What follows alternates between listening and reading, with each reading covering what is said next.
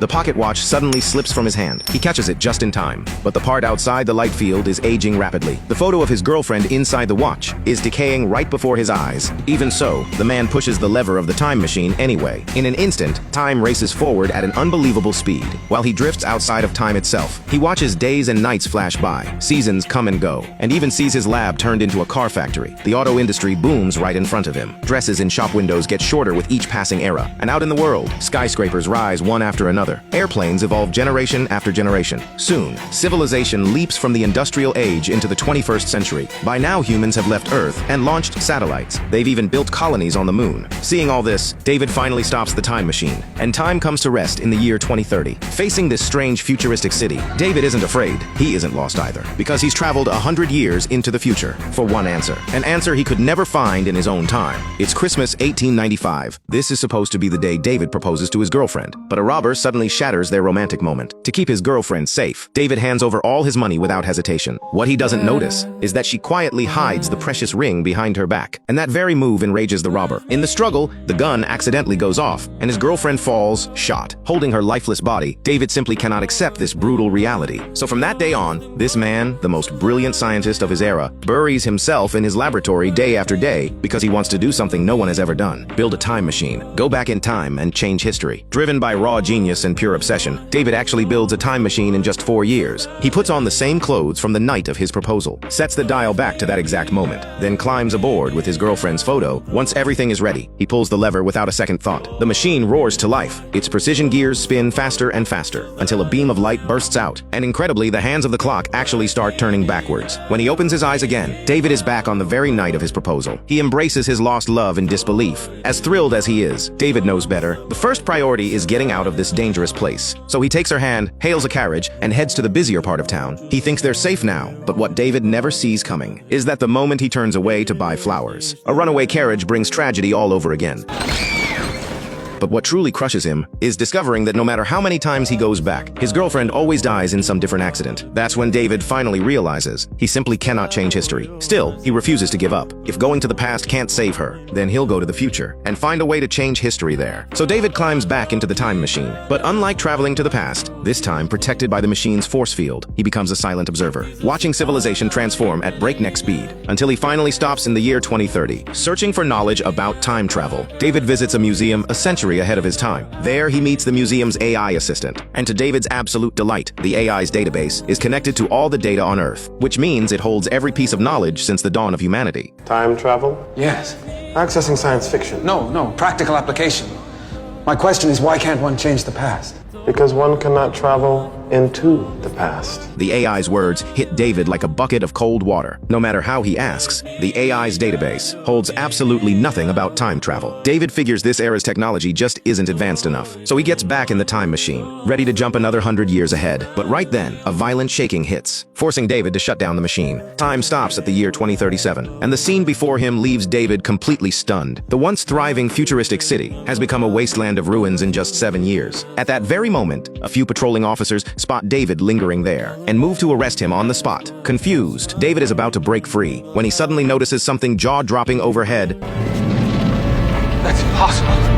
What happened? What, you've been living under a rock? Yes, I've been living under a rock. Now tell me.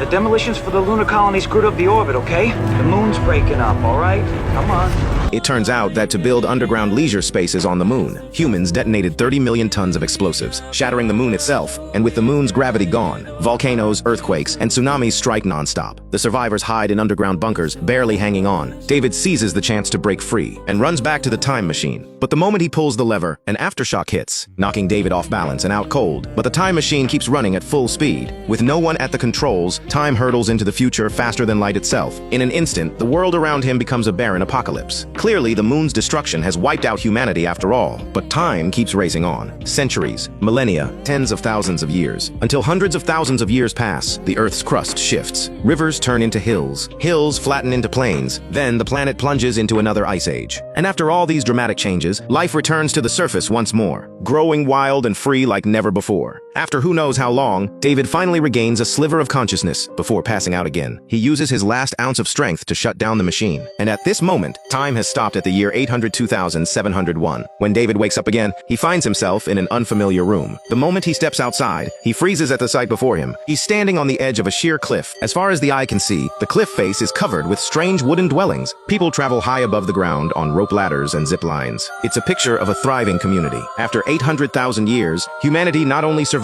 but rebuilt itself into a tribal civilization. At that moment, a tribal boy notices that David is awake, and soon all the villagers nearby gather around. But with a language barrier, David can't understand a word they're saying. Stranger still, a woman who calls herself Mara actually understands him. She's the one who rescued David and brought him to the tribe. Tell me quick and tell me the truth. Where do you come from? Well, actually, I'm from here. Just not from now. You see, I built a machine that allows me to travel through time. I'm from the past. Oh.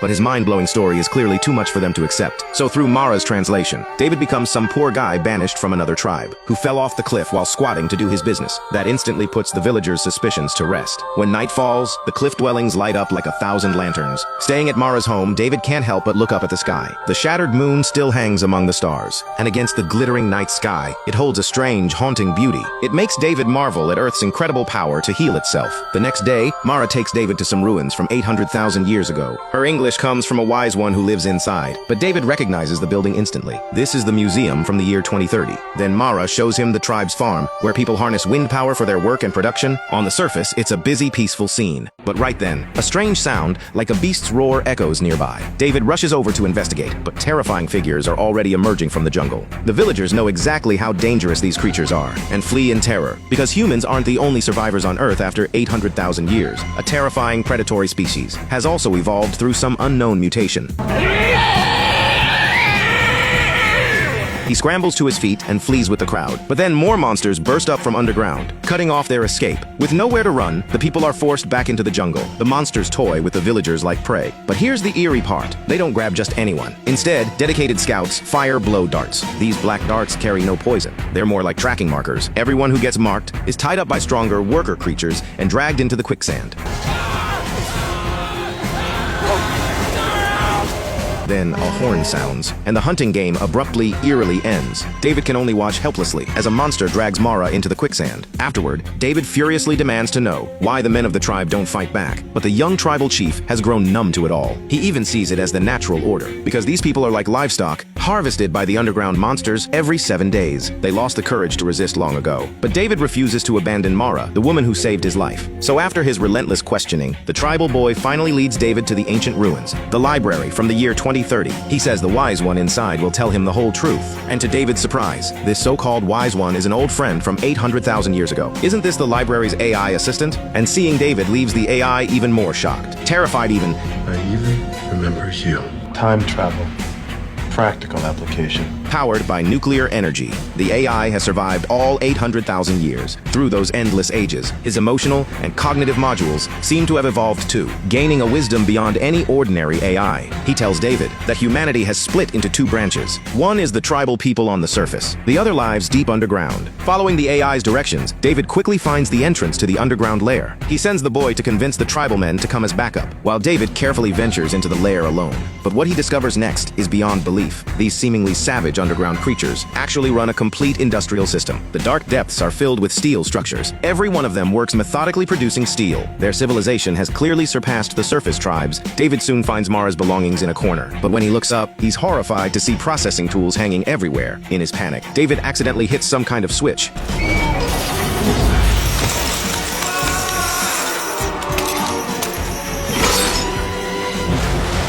A wave of rotting stench floods his nose. David is horrified by what he sees. Down below, it's nothing but human remains. Panicking, David tries to escape this dreadful place, but the next second... Strangely though, the creatures don't make a meal of him. Instead, they lock David in a chamber. Following the stairs, he finds Mara locked in a cage, but she seems to have lost her very soul, staring blankly into space. Come a little closer. I don't bite. Do I surprise you? Before him sits a pale-skinned man who seems to have been waiting for David all along. He gets straight to the point. He is the leader of the underground dwellers. Then, unprompted, he reveals to David the buried truths of human civilization in the 800,000 years since the moon shattered. Humanity gradually split into two lineages. Some stayed on the surface, while others lived on underground. Those underground, shaped by darkness and brutal competition, evolved over thousands upon thousands of generations. Their senses and intelligence transformed completely, splitting into three castes. The strong ones who hunt on the surface are the hunters. The ones running industry below are the workers. And he is the brain, the leader. When each brain dies, its knowledge passes on to the next, accumulated over the ages. The leader has even evolved the power to control human minds. He keeps the tribal people from ever thinking of rebellion, making them willingly live as livestock, a food supply for his underground kind. These horrifying revelations shatter David's entire worldview. This is a perversion of every natural law. And what is time travel? But your pathetic attempt to control the world around you. Your futile effort to have a question answered. Do you think I don't know you, Alexander? I can look inside your memory. This is survival of the fittest. This is what evolution has made of civilization. Then, under the leader's mind control, David sees his laboratory from 1895. He sees the unfinished blueprints of the time machine. He sees his girlfriend alive again, with their lovely children. He slowly sets down the blueprints and walks toward this beautiful, blissful vision. You built your time machine because of Emma's death. She had lived, but never have existed. So how could you use your machine to go back to save her?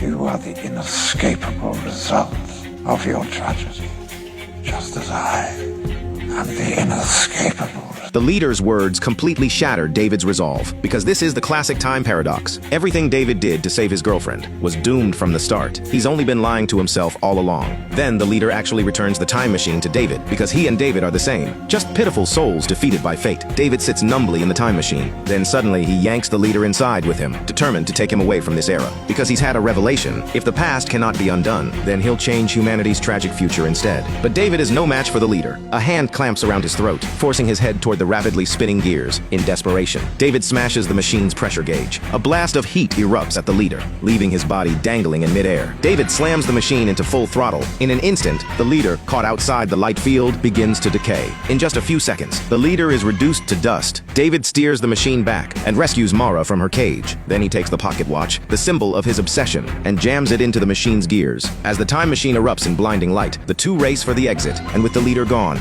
the arriving tribesmen break free from his mind control. Their courage returns. They arrive just in time and pull the two out of the cave. Meanwhile, the malfunctioning time machine finally pushes past its limit.